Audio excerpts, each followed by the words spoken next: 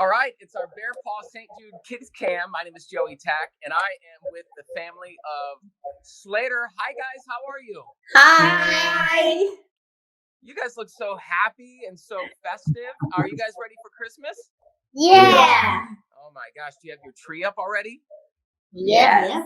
We have I a didn't know couple. if you were one of those families that dad makes you wait until Christmas Eve to put it up. There are some dads out there, but I'm happy that you're all decorated and all ready to go. So let's start with Mom, and then we'll go down the line.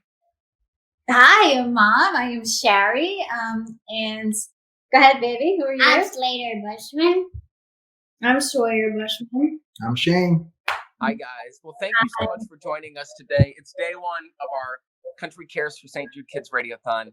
And you know how this works. We're going to be going for a total of 24 hours over 2 days of a lot of stories of positivity and hope. And we really would love to hear your story. And thank you for joining us today. So first things first, Slater, what do you want for Christmas this year? Oh, new toys, like a new video game, and Yeah, you're just like you're like my kids. They just want all the video games. We gave them one Nintendo Switch, and it's never ended from there. Mm-hmm. So what video game are you looking for this year? a PS5. Oh, okay. Good luck. Good luck with that. Hopefully Santa has waited in line to pick one up somewhere. So yeah, some pull, right? Somewhere. Awesome.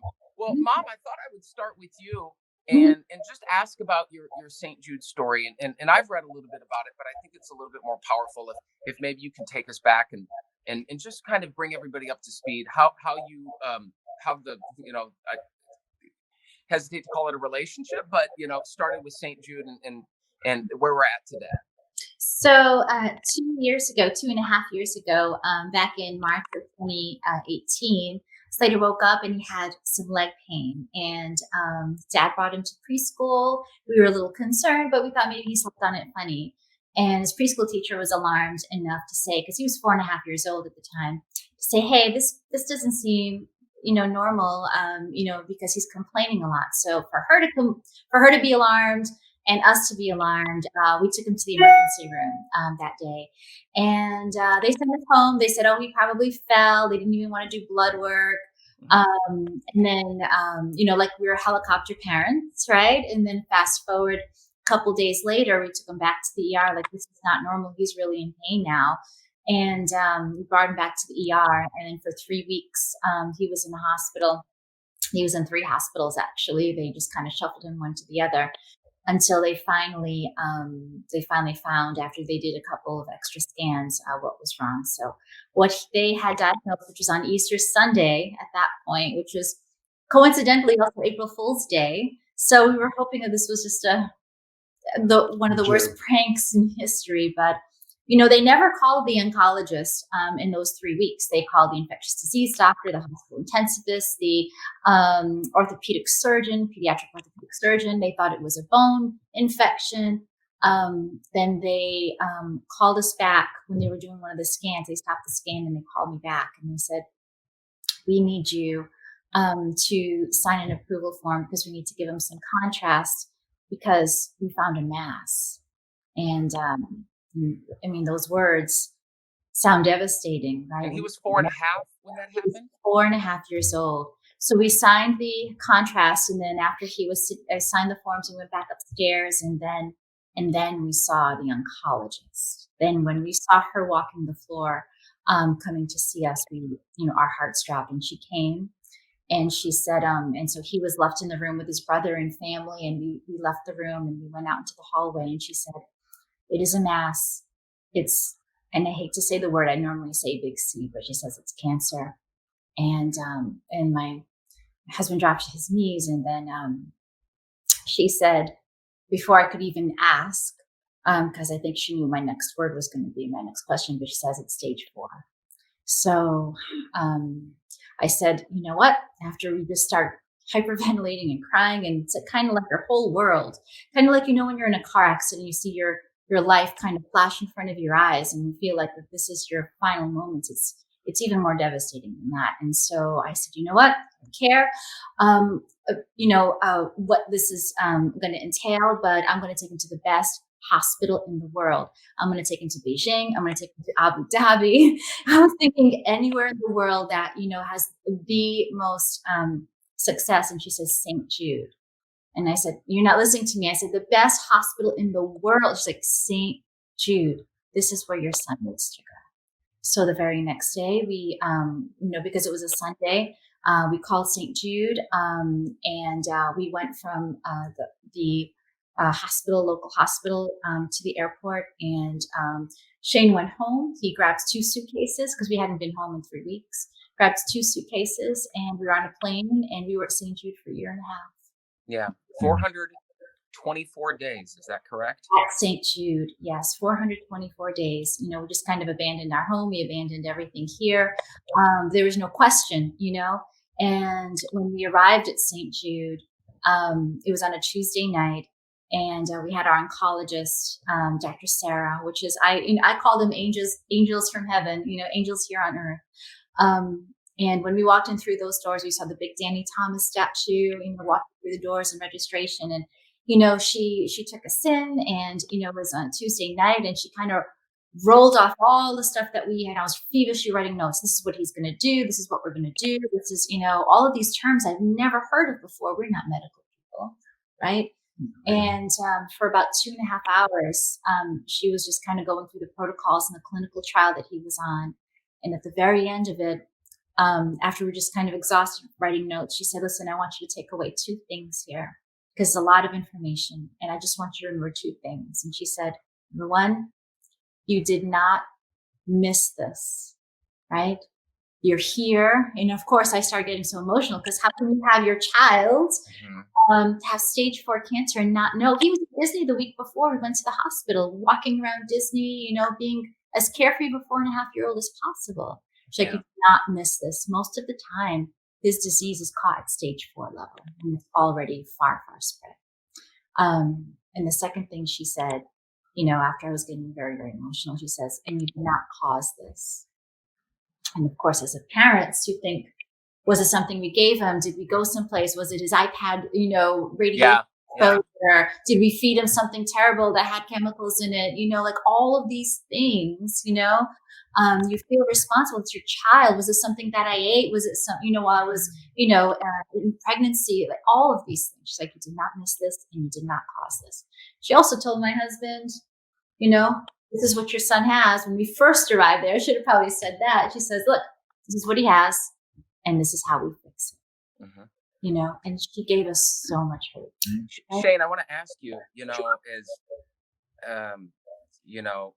as a dad, and I know a lot of dads, pay the bills and file the taxes and all that stuff. And to know you would, I don't know if you were able to work remotely, but it sounds like you basically shut down your world, moved to Memphis. Yeah, that's what happened. How was that, knowing that so much would be taken care of in terms of bills and expenses? That must have been a relief. Yeah, that was huge. Because my work, I was a photographer and I had a band, a musician. Both of those things, literally that day, I had a show that I canceled the Saturday before we left. I played the Friday night, and that was the last time I played. It's been 3 years since I played because of that. But yeah, that was a huge concern. I mean, as a dad, when your kid says my leg hurts, your automatic response is, yeah, well, you need to walk on it and it'll feel better tomorrow, or, you just wait. The mom says, no, the leg shouldn't hurt for no reason. So, I have a little bit of guilt at the beginning there, because I probably would have let it go a couple weeks before I got alarmed. She was alarmed, right away. And the circumstances whereby we caught it, we were pretty lucky, because, we thought 3 weeks, wow, that was a long time for them to figure out what was going on here.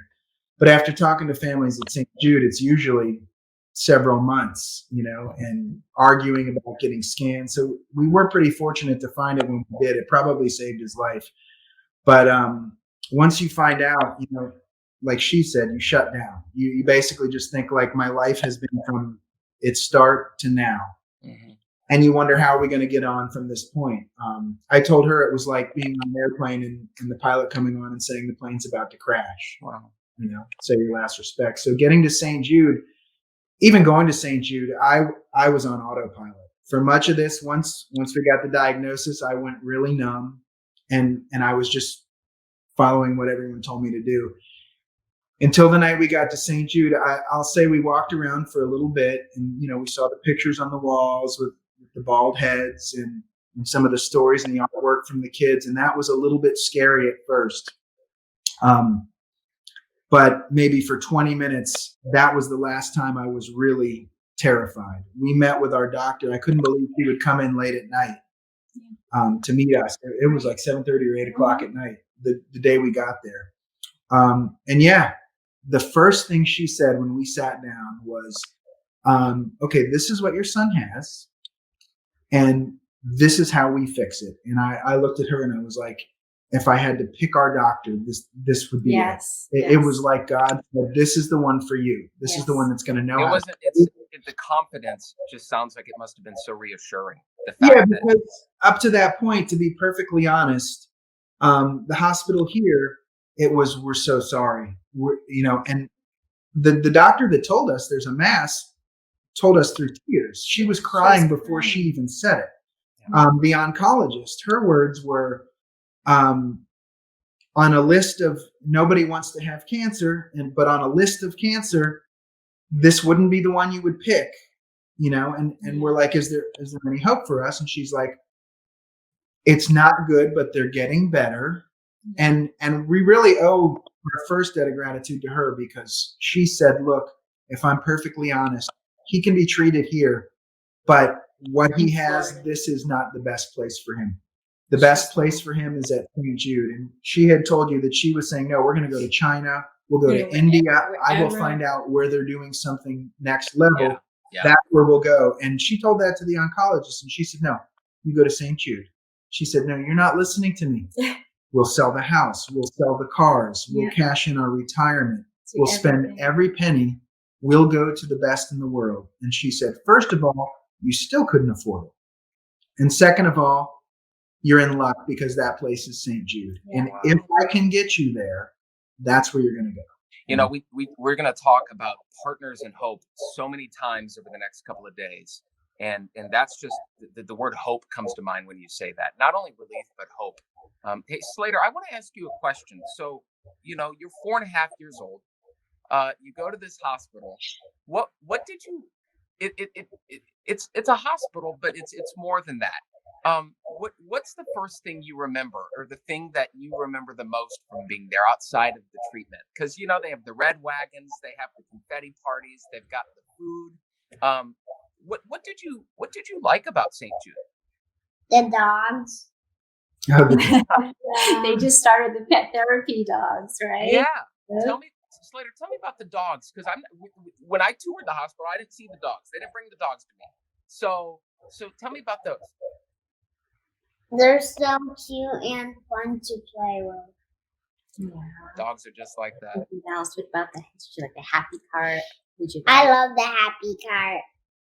Tell me about the happy cart, because that sounds amazing, though I don't know what it is. So you get it. So you get it every Thursday, and you get to pick any single toy you get. Sorry. No. You get to keep it? Happy card. Yeah. Wow. How it works. Go ahead.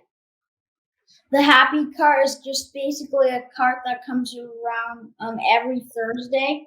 And Saturday, right? Yeah. It's like twice. Inside the hospital room. So like all in the inpatient hospital floors, each room, right? And what do they have on there?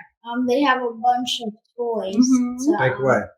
Like Hot Wheels and figures and stuff. Oh my gosh. I've got a 4-year-old and a 7-year-old, both boys. And there's Hot Wheels on the stairs right now. I almost fell down the stairs this morning. So I know one Hot Wheel goes a long way. And they're fast. That sounds awesome. Now, Sherry, but before we wrap up, where are we at with Slater's situation, and how's he doing? So it's just to understand where he was. When I say stage 4, they found a mass in his abdomen. We called it like the size of a small potato, right? That spread to his pelvis, to spread to his hips, to spread all the way up his spine, in his clavicles, all in his skull.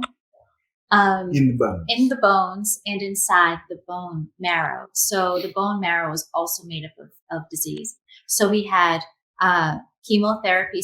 We had 3 phases: chemotherapy, immunotherapy, primary surgery to remove the primary tumor from his belly, so he was open side to side. He had radiation therapy. He had a high dose chemo, which is different than the regular, hard chemotherapy. High dose chemo that is like an atomic bomb of chemo, followed by a bone marrow stem cell transplant. So he had, they call it the whole kitchen sink thrown at him. Everything. And then right from the beginning, he had a feeding tube because the nausea, and it just covered in his GI tract. So he also had a feeding tube that he inserted. And so we came home last summer. So we were there for 424 days. We came home last summer. And since then, we've had a lot of hospitalizations just from complications of treatment. And then our final hospitalization was in March, right when we were leaving the hospital because of COVID, right? And then we've come home and he's been thriving. And we just went to St. Jude when, baby? 2 weeks ago? It was the week before Thanksgiving, so 3 weeks ago. And tell them about your St. Jude. What happened? What was the results when you were in St. Jude, baby? How was your scans, baby? Good. It was good. Was it clear? Yes. Yay. So he's 1.5 years out from treatment, post-treatment. And he just had his scans 3 weeks ago, and it is clear. So he is still in remission by the grace of God, by the grace of St. Jude, and all of our earthly angels that are supporters to St. Jude. Obviously, the hospital doctors, the nurses, the staff, everyone. We are so blessed. We're so thankful and so humbled over this whole experience. So, yep, still in remission. And look at his hair. No. Quarantine. Look at these hairs. I would say you might want a haircut, but I wouldn't cut it if I were. No, it's a trophy. Look at that. So just push it aside. The best quarantine hair I've ever seen. Yeah. I've seen some doozies. I just want to remind everyone. I wanted to add, if I could, about St. Jude, that for the disease he had, neuroblastoma, where the tumor resides, it's on the spine and it wraps around the adrenal gland and around the aorta. So there are literally, I think, 4 guys in the entire world that can resect a tumor from that place. And no matter where you get treatment in the world, you still would have to fly for that surgery. And one of the top guys for that surgery is the surgeon at St. Jude, Dr. David. In the world. Who was amazing. Yes. The other thing, he was given an experimental antibody immunotherapy. And that's not a commercially available drug. You have to go to St. Jude to get that. And what it does is it marks tumor cells with this antibody and will allow his immune system to then see them and go after them and kill along with the chemo. So what they did was really experimental, and it basically doubled his chances of survival. Yes. Well, they've got they gave us housing. We had an apartment there that, we lived there, and they provided that for us. So.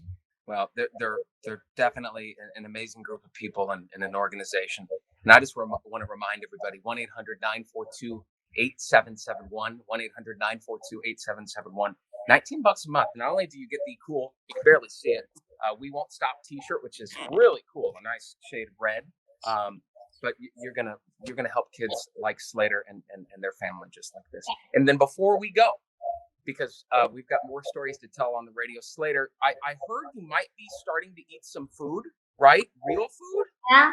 So what's been your favorite type of food to eat since then? Bacon. Oh my gosh. Bacon's the best. So happy to talk to you guys, the whole family. You guys are great. Thanks for sharing your story and just testifying to the greatness of this hospital and what they do. And thank you for promoting St. Jude. Thank you for sharing our story. Thank you for having us on. We're so grateful. We're so humbled. We appreciate all of your support. God bless you. Thank you. God bless you too. Have a Merry Christmas, guys. Thank you. Merry Christmas. Bye.